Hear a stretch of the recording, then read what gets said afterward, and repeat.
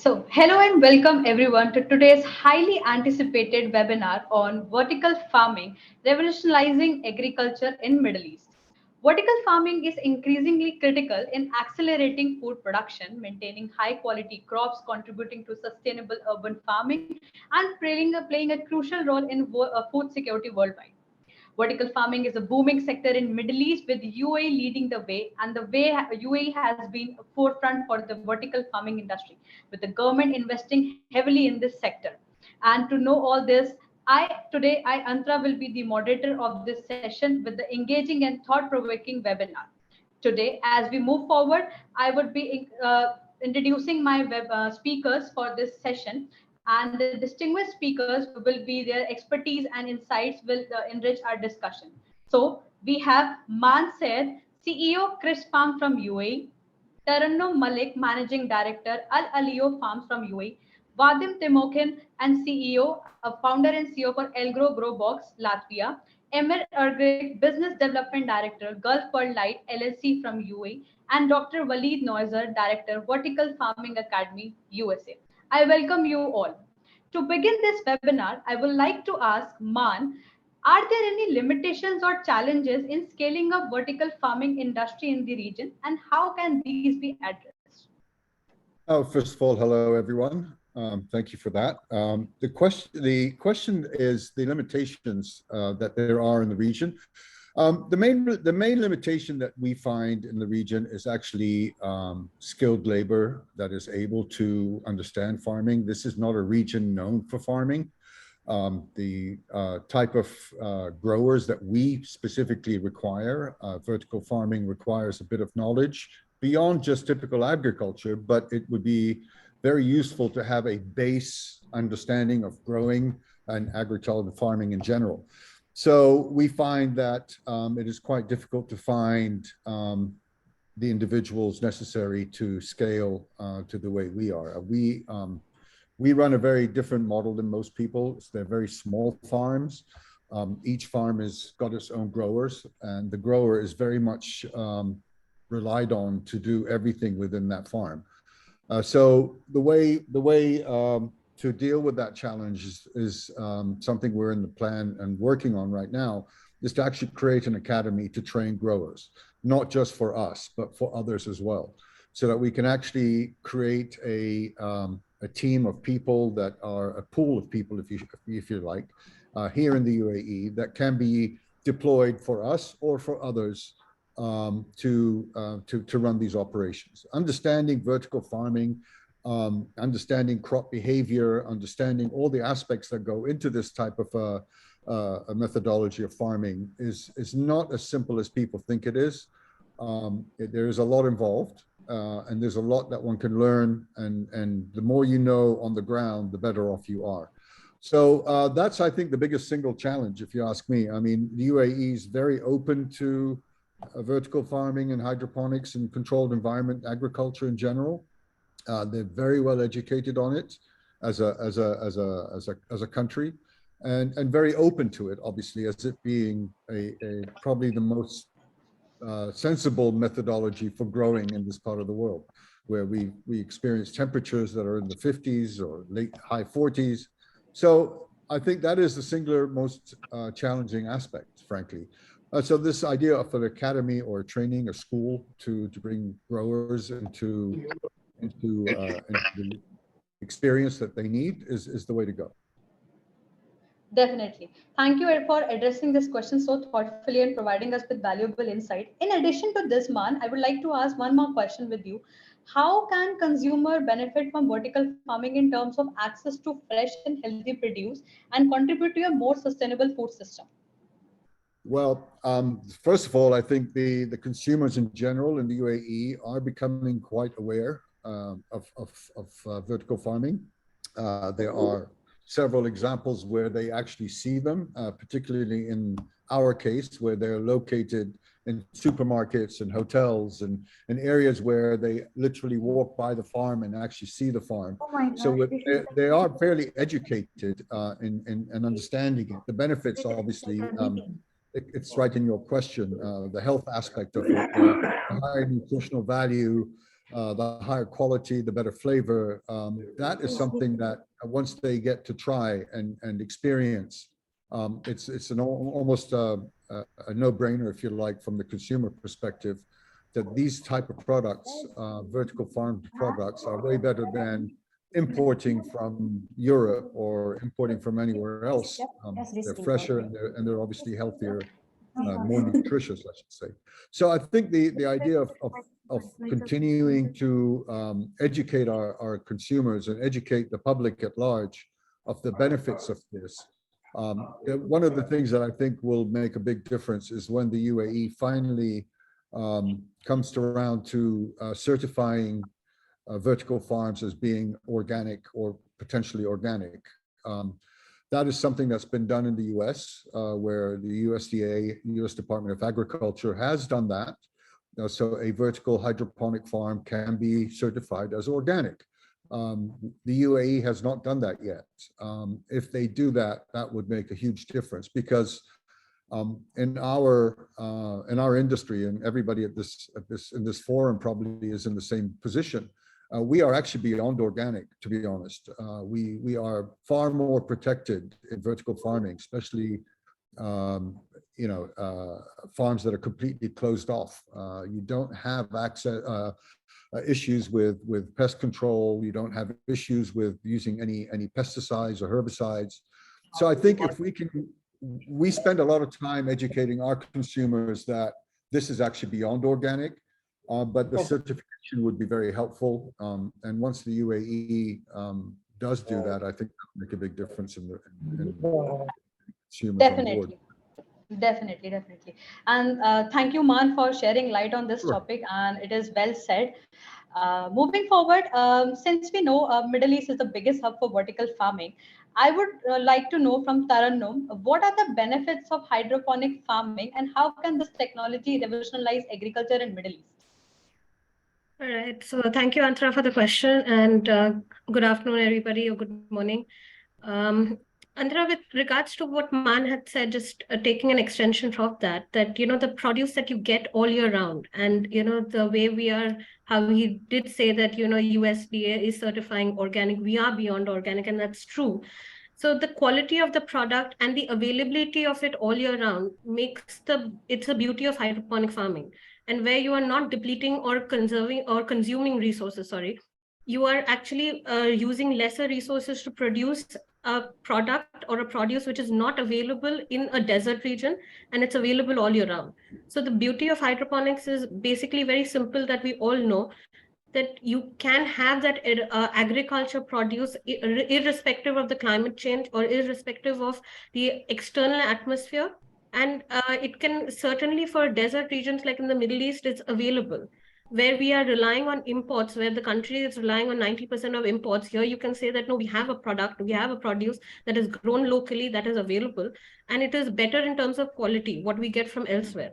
Because when a produce, and especially an agriculture produce, has traveled miles and coming to a country, and it's then lying in a storage, in a cold freezer, here we are saying we're growing it locally, we're growing it fresh, and we're giving you the fresh harvest every day.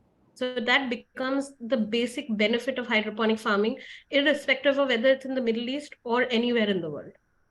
Definitely. So definitely, the points you have shared with us, Tarannum, is actually given a perspective that what exactly can be done and how it is being doing in this particular sector. One more question to follow up on this: how can vertical farming contribute to a sustainable agricultural practices and combat climate change? With lesser carbon emission and carbon footprint, when we say vertical farming, it's like in a lesser space, you're utilizing the benefit of height, and you're doing that. So one, you have lesser land usage. Secondly, particularly when it comes to hydroponics and vertical farming, and especially in hydroponics, you're using less water. So when you're using the less water consumption and you're getting a produce, that is also where you are essentially trying to reach water negative, and your carbon footprint is lesser. And when it's a controlled environment agriculture, meaning ideally you're only growing the crop that you need, so there's lesser wastage. So with lesser wastage, there's also lesser dumping in the landfill, which again reduces your carbon footprint. So when there is lesser carbon emission generated, you automatically have, you combating climate change, and it's a sustainable form of farming. Yes, yes, definitely. And Tarannum, thank you for sharing your insights on this. And it is really good to, see that you have shared a perspective on this. Moving forward, since technology plays a very vital role in vertical farming industry, I would like to know from Vadim, what role can technology play in transforming agriculture through vertical farming, and what are some more exciting advancement you have seen in this space?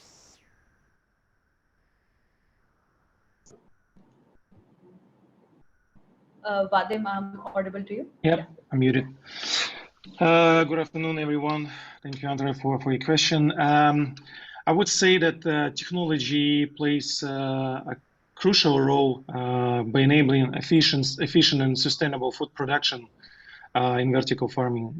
Of course, innovative technologies can provide more productivity, efficiency, and sustainability, and of course, food security for vertical farming. We met such challenges in horticulture and greenhouses some time ago, and now we have to pass the same challenges in vertical farming. I would say that from my perspective, most exciting advancements in vertical farming technologies that I've seen and we tested, it's artificial lighting, of course, and climate systems, because from our side, from our perspective, it's two main issues and challenges for vertical farming because of huge energy consumptions and, of course, plants growing, because we still on the way with different crop varieties such as cherry tomatoes, cucumbers, saffron, and others, because now it's most popular, it's green herbs and salads. And of course, we shouldn't forget about IT sensors and some kind of automatization of indoor systems. We also work with the container farming, and I would say that this solution combines more efficiency, equipment, and technology, because it can be fully controlled on a small premises. Also, it's big and exciting advancement such as artificial intelligence. But before we proceed with that, we should do it step by step and collect a huge database and data analytics from all the systems and all the crop varieties. Robotics as well. It's also some kind of future for vertical farming, but it should be connected with the artificial intelligence and some automatization system. For example, now we work, we developed and trying to replace that standard power supply, AC power supply, with a DC power supply, and replace standard artificial light, LED light, with a fiber optic or maybe a laser. And we will see next year, we in collaboration with the different European authorities, and it's going to be a future for vertical farming control environments. Okay. Okay, Vadim, very you have described it very, elaborately about this particular topic. In addition to this, Vadim, I just wanted to know your insights on how are companies and policymakers working to promote and support vertical farming, and what policy changes and incentives could you further accelerate the growth of this industry?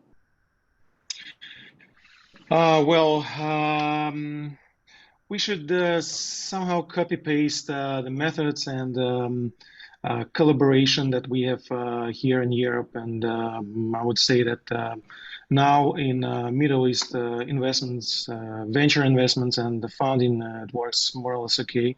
Of course, public and private partnership between local government authorities, institutions, and entrepreneurs. It's also on the way, but we should improve that collaboration. And as we all know, that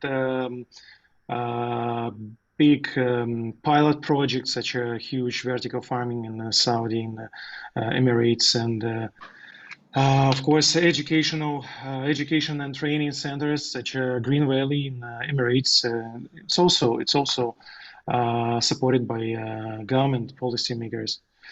But in the future, I would say to accelerate the growth of that cooperation and the growth of the farming industry in the Middle East, I think legal and financial incentive, I mean taxes, some kind of grants, subsidies, and company formation should be much easier than we have now.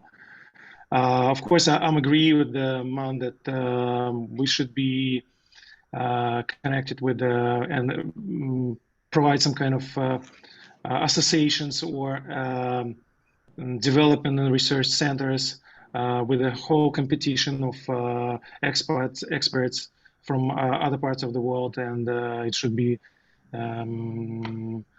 proven by some kind of expert team, and it can be regulated by special standards, and of course some kind of platforms, online platforms can be organized and developed in the MENA region as well. Well said, well said. Of course. And thank you, Vadim, for sharing light on this topic. Definitely. You're welcome. Yeah.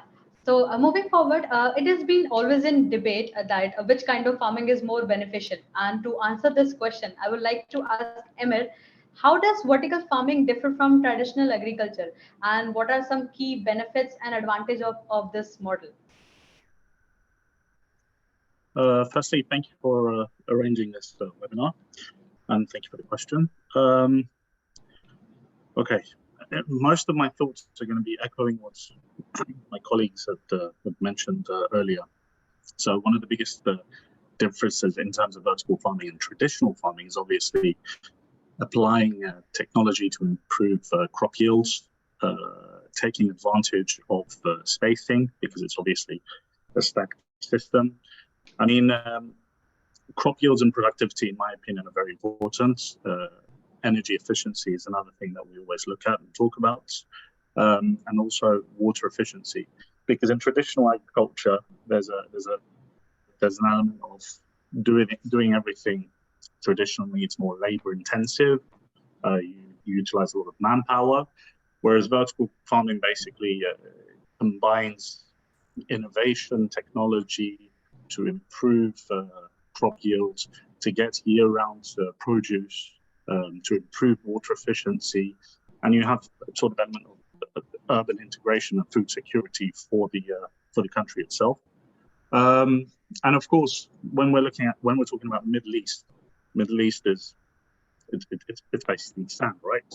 So new methods of growing agriculture, new methods of growing produce is very important for the region, particularly with respect to the food security. And also, vertical farming has an element of reducing the overall environmental impact. However, comes with a caveat, it is important to note that while vertical farming has many advantages, in the current situation, it does present some challenges as well. But I think as innovation and as technology progresses, these challenges will also be overcome. Yeah, so definitely, Eric, you have shared this valuable, this question. This is very interestingly, you have answered this question. One more, a follow-up question to this. I mean, what are the innovations you are bringing to vertical farming space that will enhance the crop yield, helping in achieving self-sufficiency to this? So, to answer this question, I'm going to have to talk about the company I work for, of course, Gulf Perlite.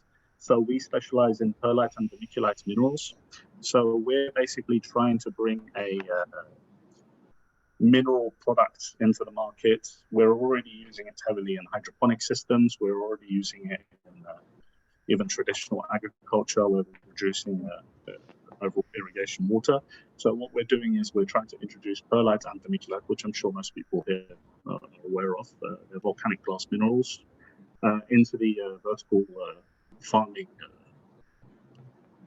technology, let's say. And what this does is these two minerals basically, again, they improve, at least vermiculite improves cation exchange capacity, so you have good exchange of nutrients, reduces overall, they're both lightweight minerals, so they reduce loads, and of course water efficiency, improves water efficiency as well. So with respect to that, you know, that's what we're bringing to the table. Okay, yeah. So thank you, Eric, for summarizing this question so thoughtfully.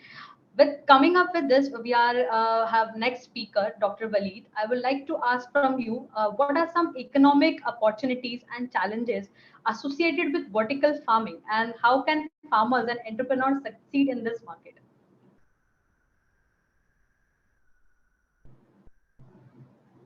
Hi.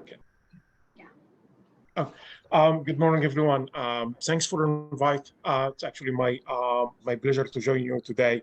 To start with this question, I think the market in the Middle East got huge opportunities to grow. I will start with you with giving some few numbers.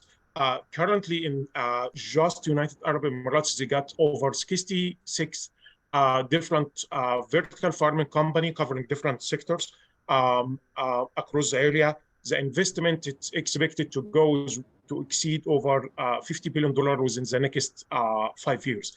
The area, it's rich area for tons of opportunities. I agree with Maan. The biggest challenge which they are facing is training and the culture of the actual farming. This is considered one of the biggest challenges. And this is what I'm trying to do through Vertical Farm Academy here. Even in the States, we face the same issue. Investment already there. People are willing to invest in this industry that will save a lot of food security issue across the globe. However, to find a well-trained candidate created a huge drawback of the investment, because before start investing in a huge business like this, you need to find a well-trained candidate who lead the industry. So I feel we started to make an impact here in the States. Last year, we trained over 300 persons, mainly in vertical farming, and we started to see many of them even started to establish some of their projects or no. The second part of your question, in terms of the opportunities in the Middle East, especially between United Arab Emirates, Saudi Arabia, Qatar, and Bahrain, the government focus on this technology a lot. This will save a lot of issues. I can tell you now, in this area, they are importing over 95% of their food in terms of meat, groceries, and their stuff. So within they trying to cut the consumption to around 20 to 30% off. One of the tools which they are trying to use is mainly vertical farming. So I think we got tons of opportunities over there to get the market right. Well said, Walid. I mean, definitely. Walid, just wanted to know one more thing. Since Middle East alone provides critical resources that can develop a center of networking opportunities for multinational firms to locate the right channel partner, I wanted to know from you, how do you see the future of vertical farming evolving in coming years, especially in the Middle East, and what other trends or innovation do you anticipate seeing it? Perfect. Actually, that's a really good question, which we'll see. The vertical farming industry within the next from 5 to 10 years, they will get a big peak in terms of the investment and establishing the industry, which will be really great. And again, I agree with Vadim said, we are trying to copy the technology from Europe and the States and move it the middle area, which super perfect and super and the correct way to go there and start the establishment. After 10 years, the technology started to be adapted. What actually we are trying to do, the technology which we are using here in the States, it cannot be applied 100% per 100% in the Middle East in terms of temperature, people culture, many factors can be impact the current technology which we are using. So after 5-10 years, people there with the new generation will start to adapt the technology with specific technology matches Middle East or Eastern culture and environment, but the market is already grow and the peak started to goes up, and I don't expect it will goes down in the near future, because if you think with the global warming, with the current temperature, which I will just give one example, just temperature. You expect temperature will goes up additional 5 Celsius within the next 15 to 20 years from now. That means the situation will be much more worse in terms of evaporation and growing crops in open field. So everyone will try to utilize some sort of vertical farm technology in there, try to get the industry goes, and all of this will be backed by government support. I think I'm really happy and optimistic about government awareness in this area about the technology, and all the countries in putting a lot of grants, a lot of training grants, and I can tell you now that United Arab Emirates, they have within the next 2-3 years, they got over $4.5 billion just direct investment from the government for vertical farming. Yes, definitely, Walid. Thank you for sharing your valuable points on this. It is truly marked, and definitely the audience gotten a vision and idea about what exactly UAE and particularly the Middle East region is doing in this sector. So with this, we have reached to the end of this webinar. I would like to thank you all these speakers for your valuable inputs and sharing challenges and opportunities with vertical farming space and how it helped the farmers to grow their produce efficiently and sustainably, boosting the food security in the region. With this, I would like to thank you everyone for joining us today. It was indeed interesting discussion. Additionally, registrations are open for our visitors on our website, verticalfarmingshow.com, and the event is on 13th and 14th of September 2023. So thank you everyone who has joined. And once again, we look forward to seeing you at the event. Have a great day. Thank you.